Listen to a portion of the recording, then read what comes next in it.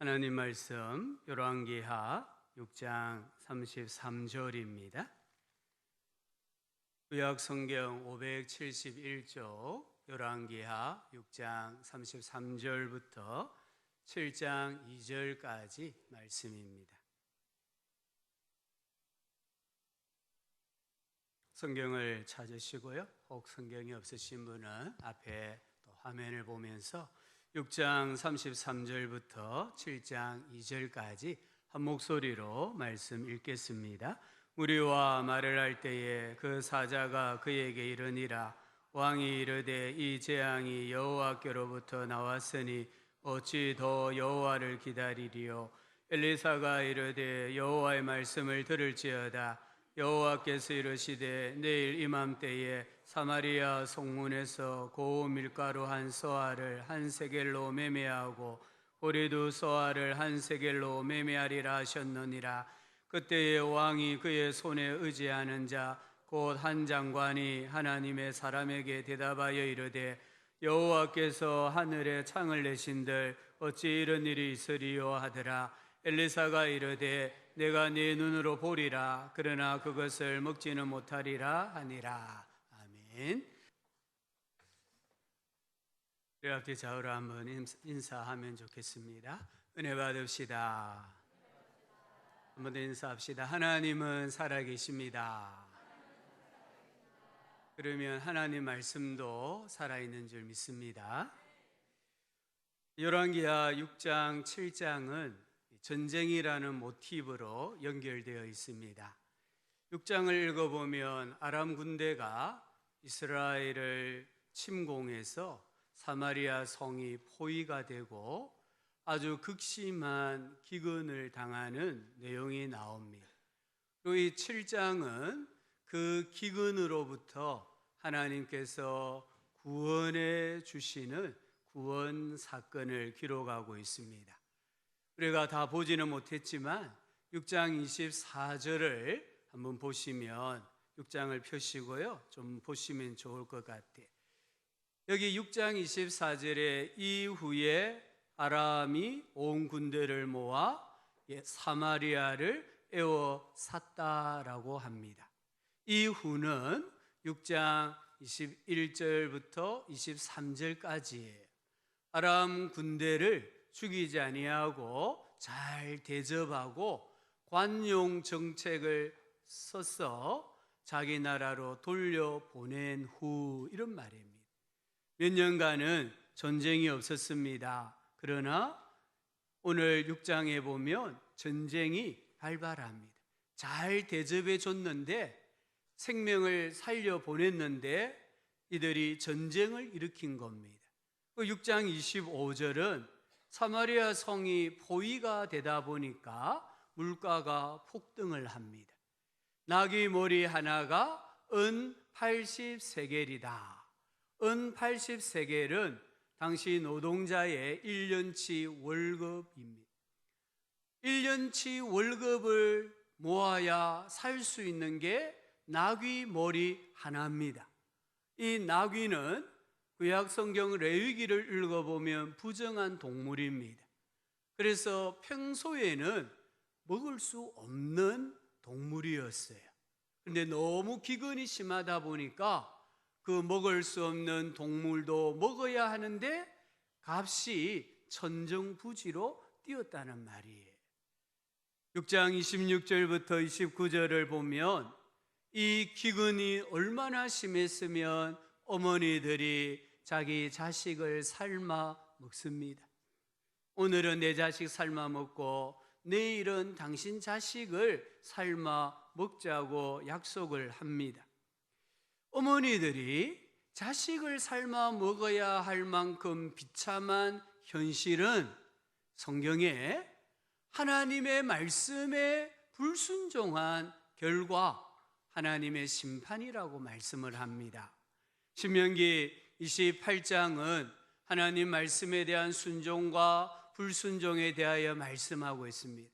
28장 1절부터 14절까지는 순종의 복을 말하고 28장 15절부터 68절까지 아주 긴 절에서는 불순종의 저주에 대해서 말씀해요. 그 중에 28장 53절 말씀에 이렇게 말합니다. 내가 적군에게 에워싸이고 맹렬한 공격을 받아 곤란을 당함으로 내 하나님 여호와께서 내게 주신 자녀 곧 내 몸의 소생의 살을 먹을 것이라. 하나님의 말씀에 불순종했을 때에 임하는 저주 중에 하나가 극심한 기근이고 그로 인하여 자식을 삶아 먹는 거예요. 이 하나님의 말씀은 사실 역사를 보면은 그 어떤 역사의 중요한 시점에 이런 일들이 계속 일어났어요. 신명기 28장 53절 말씀이 오늘 열왕기하 6장의 성취가 되고 남유다가 바벨론에 의해서 멸망당할 때 예루살렘 성이 3년 동안 포위가 되어 있었습니다. 그때 예레미야애가 4장 10절에 선지자가 이렇게 기록했습니다. 딸 내 백성이 멸망할 때에 자비로운 부녀들이 자기들의 손으로 자기들의 자녀들을 삶아 먹었도다. 여기 자비로운 어머니들이 기근이 너무 심하니까 자기 자식을 삶아 먹는 거예요. 이러한 형편은 하나님의 말씀에 불순종한 심판이라는 것을 기억해야 합니다. 주 70년 로마 군대가 예루살렘 성을 포위했을 때에도 마찬가지였습니다. 1세기 유대 역사가 요세푸스가 기록한 유대 전쟁사에 보면 베레아 출신의 기부인 마리아라는 여인이 있습니다. 이 마리아라는 어머니가 굶주림의 공포에 떨다가 마지막으로 자신의 품에 있는 자기 아들을 죽입니다. 그의 살의 반은 구워 먹습니다. 반은 덮어두었다라고 요세푸스는 기록하고 있습니다. 이 굶주림, 기근의 고통이 얼마나 큰지 사실 저도 잘 모르고 젊은 세대들은 모를 거예요. 보릿고개를 넘어본 사람만이 밥이 얼마나 중요하고 배부르게 먹는 게 얼마나 큰 복인지를 아시잖아요. 탈북자 중에 지성호 씨라고 있습니다. 이분은 탈북에서 북한 동포들의 인권 상황을 세계적으로 알리기 위해서 또 탈북민을 돕기 위해서 나우라는 단체를 설립했어요. 이 사람이 대표예요. 근데 이 지성호 씨가 한국에 넘어와서 이렇게 말합니다. 나는 남한에 온 후 샐러드를 10년 동안 먹지 않았다. 왜냐하면 풀을 지겹도록 북한에서 뜯어 먹었기 때문이라고 했습니다.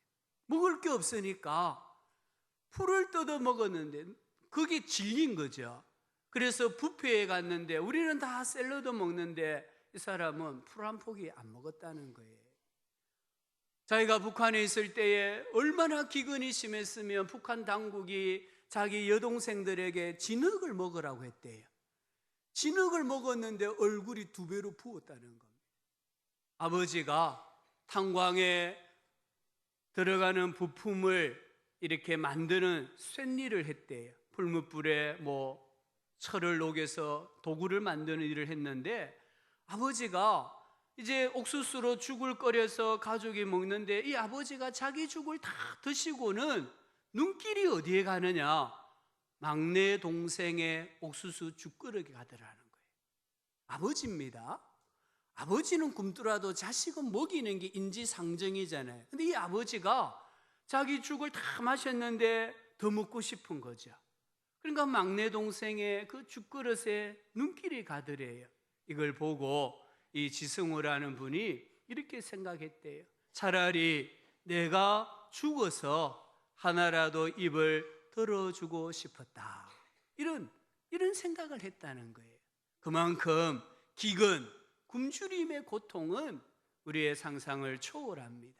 지금 이 사마리아 성이 포위가 되어서 정말 자식을 삶아 먹는 그런 비참한 상황에 이른 것을 보여줍니다.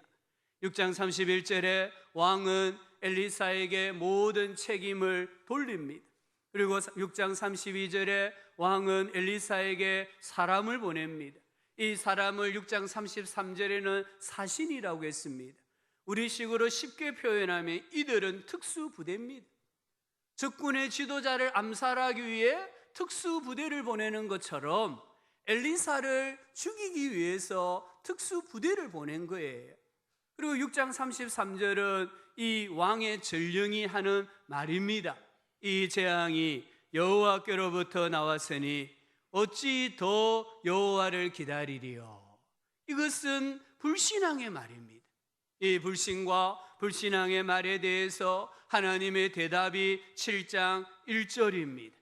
엘리사는 하나님께서 6장 25절에 지금 비참한 기근이라는 상황을 단번에 해결해 주시겠다라고 대언하고 있습니다.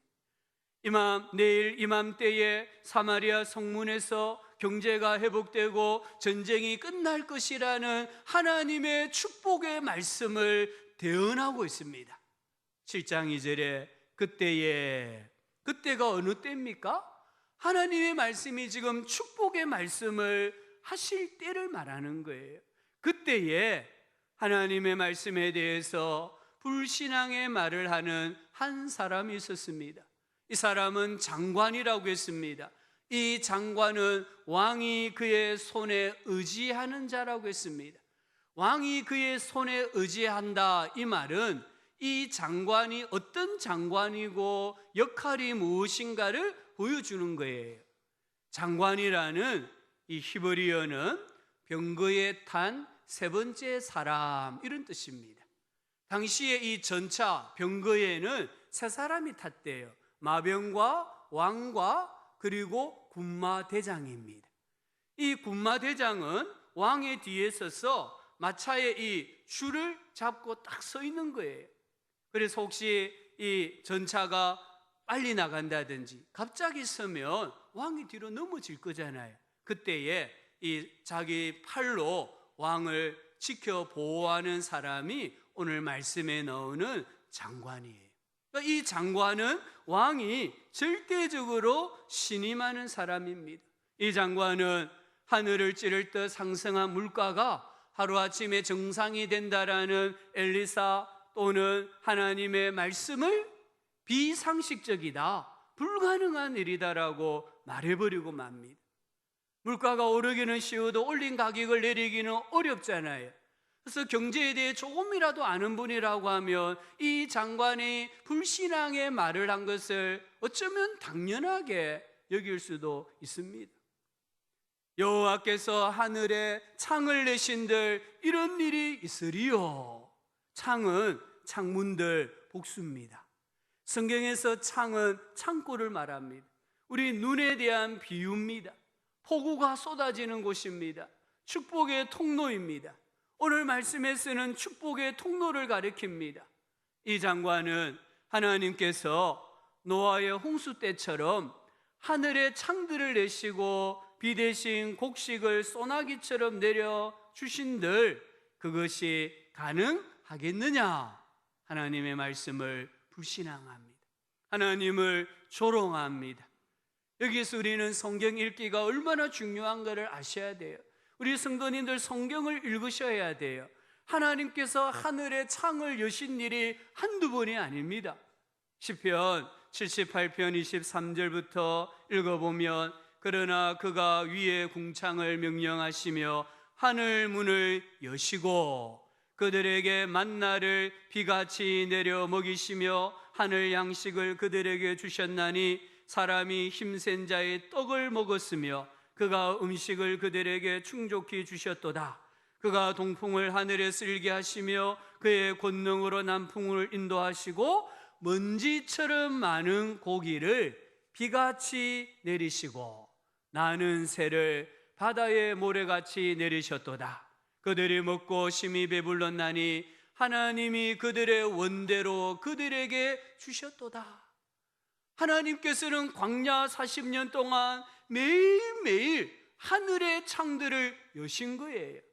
그래서 이스라엘 백성들에게 만나를 비같이 내려주시고 메추라기를 먼지처럼 비같이 많이 내려주셨다라고 말씀하고 있어요. 왜 이 장관은 이 하나님의 말씀을 몰랐을까요? 왜 이 말씀을 믿지 않았을까요? 그래서 그는 불신앙의 말을 하는 거예요. 불신앙을 신앙으로 바꾸기 위해서는 하나님의 말씀, 성경을 읽어야 합니다. 그러자 엘리사가 뭐라고 말합니까? 내가 내 눈으로 보리라. 그러나 그것을 먹지는 못한다. 지금 엘리사는 하나님의 말씀은 반드시 성취되는데 너는 하나님의 말씀의 능력과 풍성함을 눈으로 보지만 맛보지는 못한다라고 말하는 거예요. 그리고 16절부터 20절까지 읽어보면 1절과 2절의 말씀이 성취되는 걸 봅니다. 불신앙의 말이 얼마나 무서운지 모릅니다. 하나님의 축복의 말씀에 내가 불신앙으로 반응하면 그 대가가 얼마나 무서운가. 7장 20절 한번 보시기 바랍니다. 7장 20절입니다. 우리 함께 읽어봅시다. 그의 장관에게 그대로 이루어졌으니 곧 백성이 성문에서 그를 밟음에 죽었더라. 하나님은 너 죽는다라고 말씀하시지는 않았어요. 그러나 결론적으로는 불신앙의 말로 인해서 이 장관은 백성들의 발에 밟혀 죽음으로 하나님의 말씀이 성취된 것을 우리에게 보여주고 있습니다. 하나님께서 하늘의 창들을 어떻게 여셨습니까? 7장 6절을 한번 보시기 바랍니다. 우리 같이 이 말씀 읽어봅시다. 이는 주께서 아람 군대로 병거 소리와 말소리와 큰 군대의 소리를 듣게 하셨으므로 아람 사람이 서로 말하기를 이스라엘 왕이 우리를 치려하여 헷사람의 왕들과 애국 왕들에게 값을 주고 그들을 우리에게 오게 하였다 하고, 하나님이 창을 여신 방법이에요. 이 말씀을 잘 읽어보면 한 가지는 이해가 되는데 다른 한 가지는 이해가 안 돼요. 하나님께서 이 아람 군대로 하여금 환청을 듣게 하신 거예요. 병거 소리와 말소리와 큰 군대의 진격 소리를 듣게 하셨어요. 여기까지는 이해가 돼요. 그런데 아람 사람들이요, 서로 이렇게 말하는 겁니다. 이스라엘 왕이 많은 돈을 주고 이웃 나라의 군대를 사서 그 군대가 지금 우리를 치러 오고 있다, 이렇게 생각하게 만든 거예요. 비상식적인 생각을 하게 만든 거예요. 이스라엘의 상황은 어떤지 아십니까? 7장 13절에 보면은 이 사마리아 성의 기근이 너무 심해가지고 말이 5마리밖에 없는 거예요. 이 지금 전쟁을 할 수 있는 말이 5마리밖에 안 남았습니다. 그런데 어떻게 많은 금은 보화를 이웃 나라에게 주고 용병을 사서 전쟁을 할 수 있겠습니까? 지금 자기들이 사마리아 성을 포위하고 있기 때문에 이 사실을 너무나 잘 알고 있습니다. 그러나 하나님이 하시니까 환청도 듣게 하시고 공포심도 느끼게 하여 주시고, 그래서 7절에 보면은 해질 무렵에 일어나서 도망하는데 그 장막을 버리고, 장막이 뭐예요? 그 안에 온갖 군수 물품이 가득한 겁니다. 그리고 말을 버리고, 말은 전쟁을 할 때에 꼭 필요한 무기와 같은 거예요. 나귀를 버리고 교통수단을 말하잖아요. 삶에 필요한, 나라를 견고하게 세우는 데 필요한 모든 것을 버리고 목숨을 위하여 도망하였음이라. 하나님이 창을 내시니까 이런 역사가 일어나는 거예요. 7장 16절에 보면 백성들이 나가서 아람 사람의 진영을 노략한지라 이에 여호와의 말씀과 같이 되었고. 아멘. 7장 1절에 하나님의 말씀이 성취되는 거예요. 7장 17절에 왕이 그의 손에 의지하였던 그의 장관은 하나님의 사람의 말대로 죽었습니다. 7장 2절이 성취가 되었습니다. 곧 그가 말한 대로라. 하나님의 말씀에 대한 신뢰, 기대가 없는 불신앙의 말의 대가가 무엇이냐? 죽음이라는 거예요. 복을 받지 못한다는 거예요. 그리고 7장 18절부터 20절까지는 다시 한번 정리하고 있습니다. 이 장관을 생각할 때에 한 장관이 떠오르지 않습니까? 우리가 살펴보았던 열왕기하 5장에 아람 군대 장관 나아만이 떠오르지 않습니까? 이 나아만은 이방인이었음에도 불구하고 하나님의 말씀에 능력이 있다라는 것을 믿었고 신뢰하고 순종하였더니 나병이 고침을 받은 거예요. 영적인 기념비를 세운 거예요. 그러나 이 북이스라엘의 한 장관은 하나님의 말씀에 대하여 불신앙적인 말을 하므로 모든 사람들은 기근을 면하고 하나님께서 정말 하늘의 창들을 여셔서 단번에 모든 문제를 해결해 주셔서 축하하고 축복하고 기뻐하는데 이 장관은 사람들의 발에 밟혀 죽었다는 거예요. 남들은 은혜의 기념비, 영적인 기념비를 세우는데 이 사람은 영적인 기념비를 세우지 못하고 죽었다라고 말하는 거예요. 오늘 우리 모두에게 하나님께서 이렇게 하셨습니다. 내가 하나님의 말씀을 신뢰하고 기대하였더니 내 인생에, 우리 가정에 하나님이 이렇게 해주셨습니다라고 고백할 수 있는 영적 기념비, 은혜의 기념비를 세우실 수 있기를 축복합니다. 영적인 기념비를 세우려면 어떻게 해야 되겠습니까? 불신앙의 말을 버리고 신앙, 믿음의 말을 하셔야 돼요. 오늘 우리가 사는 상황, 이 환경은 동일합니다. 사람들마다 차이가 있지만 그 차이는 50보, 100보입니다. 그러나 하나님의 복을 받는 사람이 있는가 하면 복을 받지 못하는 사람이 있어요. 무엇 때문입니까? 말입니다. 하나님의 말씀은 능력이 있습니다. 천지창조를 보십시오. 하나님이 이르시되 빛이 있으라 하시니 빛이 있었고 말씀하시니 그대로 됐다는 거예요. 예레미야 32장 27절에 나는 여호와여 모든 육체의 하나님이라 내게 할 수 없는 일이 있겠느냐? 없다라는 거예요. 누가복음 1장 37절은 대저 하나님의 모든 말씀은 능하지 못하심이 없느니라. 아멘. 이 하나님의 말씀의 능력을 믿어야만 내 입술에서 불신앙의 말이 떠나가는 거예요. 우리 사람의 말에도 능력이 있습니다. 이사야 57장 19절에 하나님을 가리켜서 입술의 열매를 창조하는 자 여호와가 말하노라. 하나님은 입술의 열매를 창조하시는 분이에요. 여기 창조하다라는 히브리어는 빠라입니다. 이 빠라라는 단어는 창세기 1장에 하나님께서 천지를 창조하실 때에 사용하셨던 말씀이에요. 하나님이 빠라 하시면 그대로 이루어지는 줄 믿습니다. 우리 하나님께서는 지금도 내 인생을 빚어가고 계세요. 창세기에서뿐만 아니라 지금도 하나님은 내 인생을 빚어가고 계세요. 나의 능력이나 재능이나 소유가 아니라 내 말을 재료로 삼아서 지금도 빠라 하시는 하나님이신 줄 믿습니다. 우리의 삶에 어려움이 있잖아요. 자녀들이 속을 썩이잖아요. 상황과 이 문제는 정말 갈수록 커지잖아요. 그러나 하나님께서 빠라 하시면 모든 문제가 단번에 해결되어지는 줄 믿습니다. 잠언 18장 20절은 사람은 입에서 나오는 열매로 하여 배가 부르게 되나니 음식이 배를 채워주는 것처럼 말은 그 영혼을 만족시킨다라고 말씀하고 있습니다. 말은 씨가 된다고 하잖아요.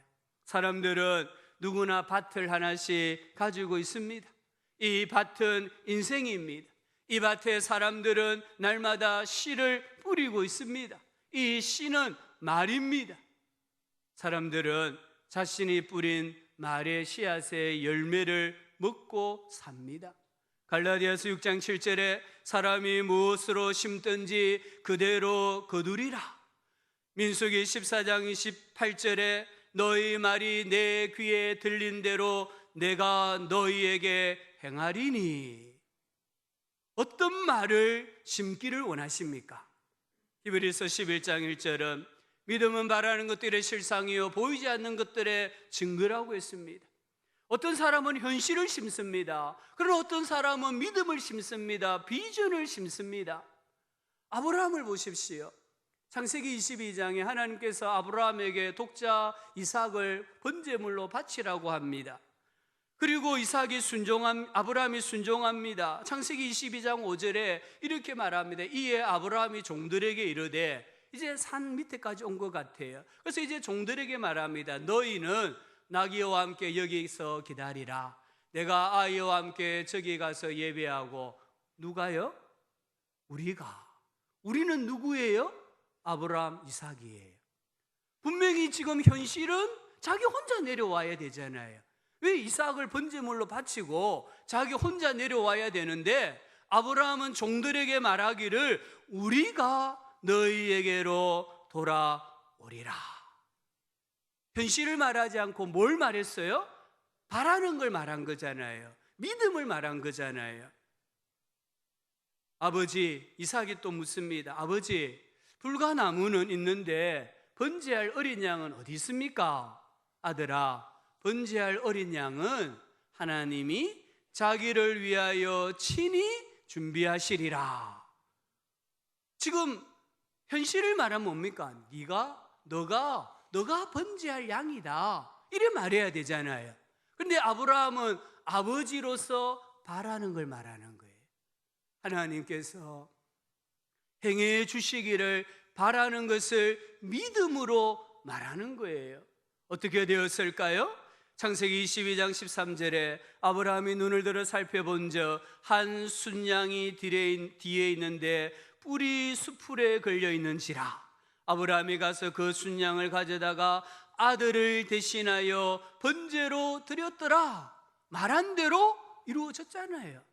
그래서 22장 14절에 아브라함이 그 땅 이름을 여호와 이레라 하였으므로, 여호와 이레, 영적 기념비가 세워지는 것을 보여줍니다. 22장 19절은 이에 아브라함이 그의 종들에게로 돌아가서 함께 떠나. 함께, 이 함께라는 단어에는 아브라함이 있고 이삭이 있고 종들이 있는 거예요. 아브라함이 바라는 것을 말했을 때에 하나님께서 바라 하시는 능력이 나타난 것을 볼 수가 있습니다. 우리 예배자 모두가 살아가면서 말을 할 때에 기왕이면은 믿음의 말을 하시면 좋겠어요. 죽겠다, 이 말 계속하면 죽습니다. 좀 빨리 죽어요. 돌겠다, 그럼 진짜 돌아버립니다. 왜요? 맨날 돌겠다 하니까. 미치겠다, 그러면 진짜 미친갱이 되는 겁니다. 이런 말 하면 안 된다는 거예요. 우리 입술은 능력이 있어요. 하나님이 내 입에서 나오는 말을 가지고 빨아 창조하시는 분이에요. 우리 자녀들에게도요, 자녀들에게 말할 때에, 가족들에게 말할 때에 현실을 말하지 마세요. 어떤 부분은 현실을 말해요. 실상을 말해요. 보이는 모습을 말해요. 그런데요, 진짜 믿음의 부모님은요, 부모님이 바라는 걸 말해요. 내가 이 자식에게 바라는 상이 있을 거잖아요. 그걸 믿음으로 선포하는 거예요. 그걸 비전으로 선포하는 거예요. 지금 내 자식이 정말 못나고 아무 소망이 없어 보여도 어머니가 이 자식이 복을 받기를 원한다면 복 받을 놈아라고 해야 되는 거예요. 우리 부모님들의 입술에는 하나님의 창조의 능력이 있다는 것을 믿으시기를 바랍니다. 내 말로 하나님의 능력을 제한하지 마시기 바랍니다. 하나님은 말씀으로 빨아 하십니다. 하나님은 내 입술의 말을 빨아 하십니다. 하나님께서 빨아 하시면 그대로 이루어지는 줄 믿으시기 바랍니다. 하나님 앞에 신앙의 말, 믿음의 말씀을 하심으로 하나님께서 내 인생에, 우리 가정에 영적 기념비를 세워주시는 은혜와 복을 받으실 수 있기를 주의 이름으로 축원합니다. 어떻게 하면 내 인생에 영적 기념비를 세울 수 있겠습니까? 성경을 하나님의 말씀으로 믿어야 합니다. 성경을 믿지 못하면은 창조의 역사가 일어나지 않아요. 우리 다니엘 기도회 때 강사로 나오셨던 이상구 박사님, 이분이 간증을 하면서 처음에 이렇게 말합니다. 나는 세브란스 의과대학 동기생들에게 미친 의사가 되어버렸다. 하나님과 성경을 믿게 되었기 때문이다. 그러나 나는 본디 지독한 무신론자였다. 이분이 성경을 하나님의 말씀으로 믿기 시작했을 때에 모든 동기 동창들로부터 너 미쳤다라는 말을 들었다는 거예요. 근데 이분은 어렸을 때부터 지독한 무신론자였어요. 고3 때 정말 절친들이 있었는데 갑자기 사라졌대요. 그리고 돌아왔는데 성경책을 가지고 와서는 그 성경책을 펴보니까 노아가 950세를 살았다라는 말씀이 눈에 들어온 거예요. 그때 이 이상구 박사님 마음에 미쳤다라는 생각이 들더래요. 과학적으로 안 맞잖아요. 어떻게 사람이 950살까지 살 수 있습니까? 근데 이 성경을 믿는다고 말하니까 친구들이 그 친구들과 의절했대요. 관계를 끊었다는 거예요. 세브란스 의과대학에 들어갔는데 채플 시간마다 오시는 목사님들이 예수님이 말씀으로 병자들을 고치셨습니다 라고 말할 때에 이 이상구 박사는 그 목사님 모두가 미쳤다고 생각했대요. 그리고는 미국에 가서 미국의 내과 의사가 되었습니다. 세상 자랑과 세상 재미에 푹 빠져 살았답니다. 1975년에 벤츠를 사고 동기 동창들이 그 벤츠를 바라보면서 부러워할 때 진짜 행복했대요. 그런데 어느 날 집에 돌아오는데 이런 삶이 행복인가? 라는 회의가 들더래요. 그리고 죽음에 대해서 생각하기 시작했습니다. 그러자 암과 여러 종류의 질병에 걸리는 것이 너무 두려워졌습니다. 면역력이 떨어져서 수십 종류의 질병에 걸려 시달렸다고 합니다. 암 공포증에서 벗어나기 위해서 부적을 지갑 속에 넣고 다녔다고 합니다. 그러다가 문득 부적보다는 하나님이 낫지 않을까 이런 생각이 들더래요. 하나님이 있다면 하나님을 의지하고 싶다는 생각이 들더래요. 암 공포증이 너무 심해가 죽을 것만 같아서 성경책을 놓고 기도했답니다. 하나님, 나는 맨정신으로는 이 책이 당신의 말씀임을 믿을 수가 없으니 30분 내에 확실한 답변을 부탁드립니다. 이렇게 기도를 했대요. 30분이 지나도 아무 답변이 없었습니다. 그럼 그렇지, 하나님이 어디 계셔? 하나님은 안 계셔. 이런 잠정적인 결정을 내리고 절망 속에 성경을 딱 폈는데 노아가 950년을 살았더라. 고3 때 읽었던 성경 구절이 눈에 딱 들어와 버린 거예요. 그런데요, 고3 때는 안 믿은 거예요. 고3 때는 거짓말이라고 생각해요. 웃기지 말라고 했어요. 그런데 그때는 반응이 다르더래요. 노아가 그렇게 오래 살았는지 아닌지 나는 모르잖아 라는 반응이 나오더라는 거예요. 그 순간에 하나님이 내 기도를 들어주셨다는 것을 알게 되었답니다. 하나님은 30분 만에 내 생각을 바꾸심으로 응답하셨다는 것을 알게 되었다는 거예요. 그리고는 부적을 꺼내 찢어버렸습니다. 그 순간에 암공포증과 우울증은 완전히 사라졌다고 합니다. 하나님이 나를 사랑하신다는 것을 믿게 되었다고 합니다. 무엇으로 말미암습니까? 의사라는 타이틀입니까? 벤츠라는 차 때문입니까? 아니면 부적 때문입니까? 아닙니다. 성경이 하나님의 말씀이고 하나님의 말씀은 완전하다라는 믿음으로, 확신으로 모든 암공포증과 우울증을 극복하고 하나님을 영접하게 되고 결국에는 안식교도 떠나서 바른 하나님을, 바른 성경을 믿는 사람으로 영적 기념비가 세워지는 복을 받은 거예요. 디모데후서 3장 16절에 모든 성경은 하나님의 감동으로 된 것으로 교훈과 책망과 바르게 함과 의로 교육하기에 유익하니 이는 하나님의 사람으로 온전하게 하며 모든 선한 일을 행할 능력을 갖추게 하려 함이라. 모든 성경, 구약과 신약은 하나님의 감동으로 이루어진 하나님의 말씀이다라는 것을 믿으시기를 주의 이름으로 축복합니다. 성경이 하나님의 말씀이다라고 믿어지면 내 인생에 봐라, 하나님의 창조하시는 역사가 일어나고요, 영적 기념비, 은혜의 기념비가 세워지는 줄 믿습니다. 세 번째는 영적 기념비를 세우려고 하면 이 중요한 말씀이에요. 하나님 말씀에 101% 순종하라. 제가 100% 순종하라고 말하지 않았습니다. 의도적으로 101% 순종하라고 했습니다. 이 성경이 하나님의 말씀이라는 것을 맨정신으로는 믿을 수가 없어요. 순종할 수가 없어요. 내가 아무리 소주 대병을 마셔도요, 이 성경이 하나님 말씀이라는 게 안 믿어져요. 하나님께서 믿게 해주셔야 돼요. 그래서 믿게 해주시는 게 기적이고, 믿게 해주시는 것이 내가 구원받은 하나님의 자녀라는 가장 확실한 증거입니다. 하나님께서 이 말씀을 통해 말씀하셨다고 믿어지면 이제 순종해야 되는데, 미친 사람처럼 순종해야 되는 거예요. 맨정신으로는 하나님 말씀을 순종할 수 없습니다. 정말 미쳐야 됩니다. 미쳐야 101% 순종할 수가 있습니다. 성경을 읽어보십시오. 길갈에서 이스라엘 백성들이 할례를 행했습니다. 구약 성경을 읽어보면 이스라엘 백성들이 애굽에서 노예살이하다가 출애굽을 합니다. 광야를 통과합니다. 요단강을 건넙니다. 그리고 도착한 것이 길갈입니다. 여호수아 5장을 읽어보면 그때의 국제적인 정세를 말씀하고 있어요.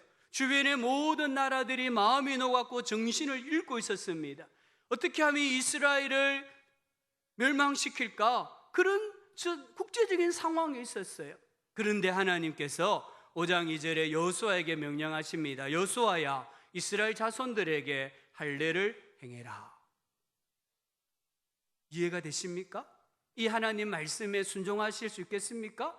지금 우리가 북한하고 전쟁이 막 일어나기 일보 직전이에요. 근데 하나님이 우리 국군 전부 다 할례 행하라고 하면 국방장관이, 대통령이 하겠습니까? 안 합니다.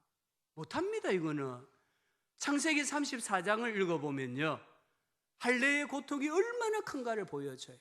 야곱의 12아들이 세겜 성의 사람들을 속이잖아요. 너희들이 다 할례를 받으면 우리 누이 디나를 주겠다고 하잖아요.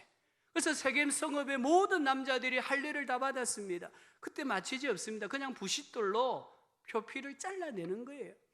3일째가 되면은 고통이 극에 달합니다.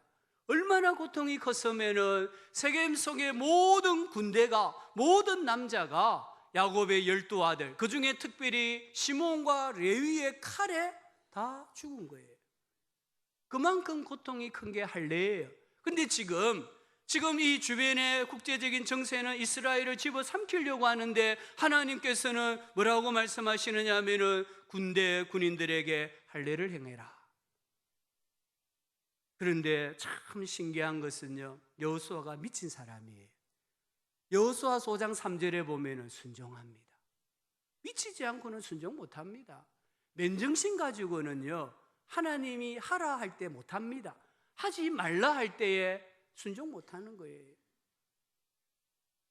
여리고 성을 돕니다. 여호수아 6장에 보면은 하나님이 여리고 성을 점령하시는데 6일 동안 매일 한 번씩 성을 돌라고 합니다.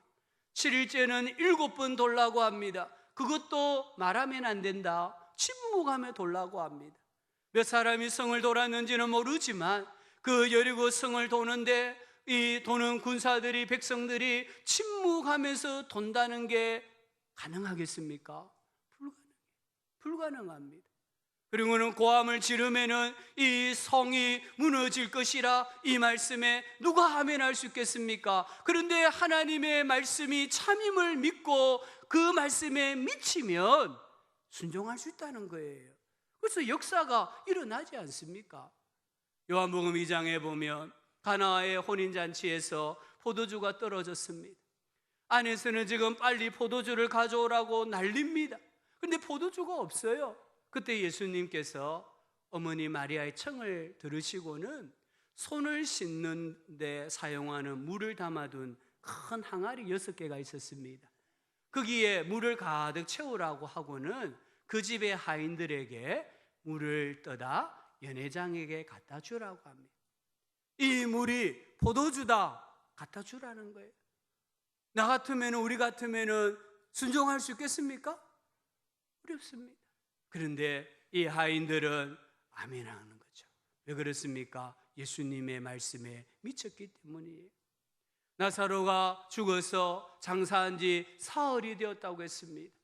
그런데 예수님께서 오셔서 마르다와 마리아와 사람들에게 말합니다. 돌을 옮겨 놓아라. 이 말을 다르게 쉽게 표현하면요, 우리식으로 표현하면요, 지금 가족이 죽어서 매장을 하고 봉을 다 세웠어요. 사모일에 갔다 왔어요. 근데 4일째에 예수님 오셔가지고 야, 이 봉 다 걷어 치워라. 흙을 다 파내라. 그러면 이가 살아날 거다. 누가 할 수 있겠습니까? 예수님, 안 살아나도 좋으니까 불효하지 말게 해주세요. 이럴 거잖아요. 그런데 이 마르다와 마리아와 사람들은 그 무덤, 돌무덤에 앞에 가로막혀 있던 돌을 옮겨 놓잖아요. 그때 예수님이 빠라 하시잖아요. 나사로야, 살아나오너라. 하나님의 말씀에 미치면 우리가 순종할 수 있고요, 순종하면 하나님께서 영적 기념비를 세워주시는 줄 믿습니다. 우리 그리스도인들은 세상 사람들이 보면 다 미친 사람이 되어야 돼요. 그러나 하나님이 보실 때는 본정신으로 돌아온 사람은 하나님의 백성들, 그리스도인들밖에 없는 줄 믿습니다. 세상이 볼 때 미친 짓처럼 보이는 하나님의 말씀에 순종하심으로 우리 성도님들의 생애의 가정에 영적 기념비가 세워지고 하나님의 영광과 능력을 경험하는 축복이 있기를 주의 이름으로 축복합니다. 그런데 왜 다른 사람은 영적 기념비가 세워지고 있는데 왜 나는 영적 기념비가 세워지지 않습니까? 육신의 생각 때문입니다. 내 생각 때문입니다. 하나님 말씀을 안 믿습니다. 하나님 말씀을 믿는다고 하는데 안 믿어요. 그렇기 때문에 영적 기념비가 없는 거예요. 두 번째는 마음이 돌같기 때문입니다. 존경받는 노수도사가 좀 건방지고 교만해 보이는 젊은 수도사를 불렀습니다. 아주 견고하고 딱딱한 흙을 만지면서 말했습니다. 여보게, 여기 물 좀 붓지. 젊은 수도사가 물을 부었습니다. 그런데 물이 흙으로 스며들지 않고 옆으로 흘러 가버리고 말았어요. 노수도사는 망치로 딱딱한 흙덩이를 깨 부수었습니다. 그리고 젊은 수도사에게 다시 물을 부으라고 합니다. 젊은 수도사가 흙에 물을 붓자 흙이 물 속에 스며들었습니다. 노수도사가 말했습니다. 여기에 씨를 뿌리면 틀림없이 꽃이 피고 열매를 맺을 것이다. 이것이 깨어짐의 법칙이다 라고 말합니다. 하나님 말씀이 얼마나 능력이 있는 줄 아십니까? 히브리서 4장 12절에 말씀하시잖아요. 하나님의 말씀은 살았고 활력이 있어 좌우의 날선 어떤 것보다도 예리하여 혼과 영과 관절과 골수를 찔러 쪼개고 마음의 생각과 뜻을 판단하나니. 이게 하나님의 말씀이 가지고 있는 본래의 능력이에요. 근데 이 말씀이 누구에게 임하느냐? 길가와 같고 돌짝밭과 같은 심령에는 임할 수가 없습니다. 이런 길가와 같은 심령에는 하나님의 말씀의 역사와 능력이 나타나지 않습니다. 하나님의 말씀이 나에게 스며들기 위해서는 깨져야 하는 거예요. 하나님 말씀은요, 딱딱하고 완고한 마음에는 심겨지지 않습니다. 깨어져 부드러워진 마음에 말씀이 물과 같이 씨와 같이 스며들면 내 인생에 30배, 60배, 100배의 열매, 축복 있다는 것을 꼭 믿으시기를 바랍니다. 왜 영적 기념비가 없습니까? 하나님께 맡기지 않기 때문이에요. 우리는 진짜 하나님께 잘 안 맡겨요. 여러분, 죽음을 하나님께 맡기십니까? 미래의 일을 하나님께 맡기십니까?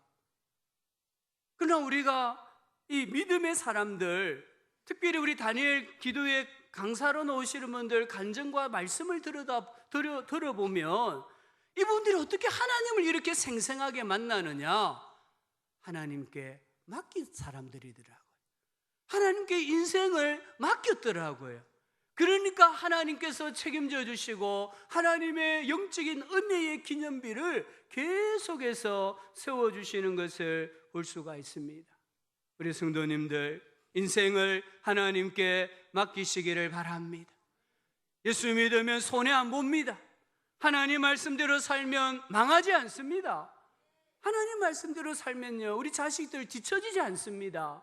근데 왜 자꾸만 마귀의 이 유혹에 속삭임에 마음을 빼앗겨 버립니까? 하나님 말씀대로 살면 뒤처진다고 왜 그렇게 믿어버리십니까? 우리가 하나님께 맡기면 하나님이 책임져 주시는 줄 믿습니다.